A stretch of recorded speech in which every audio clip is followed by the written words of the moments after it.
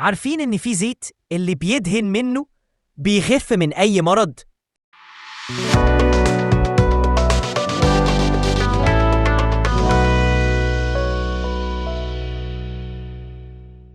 زيت مسحة المرضى هو واحد من أسرار الكنيسة الغامضة جداً، واللي أسسها هو السيد المسيح بنفسه، ومن بعده أعطى السلطان للتلاميذ والرسل اللي استخدموه لحد ما وصل لينا النهاردة.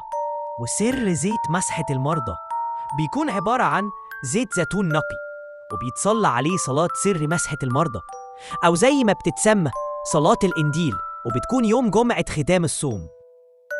ولازم اللي يدهن بزيت مسحة المرضى يكون صايم قبلها، وده لأن زيت مسحة المرضى بيتعامل معاملة التناول، وما ينفعش حد يلمسه أو ياخد الزيت بعد ما يدهن بيه في قطنة أو منديل، ومفيش حد مسموح ليه بلمسه غير الكاهن. والسر مسحة المرضى ممكن يتصلى في أي يوم في السنة، ولكن ما بيتصلاش في أيام الخمسين المقدسة.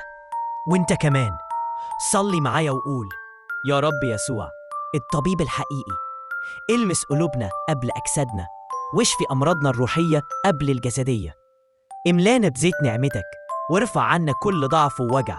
ادينا توبة تشفينا، وإيمان يرفعنا، ولك المجد إلى الأبد. آمين.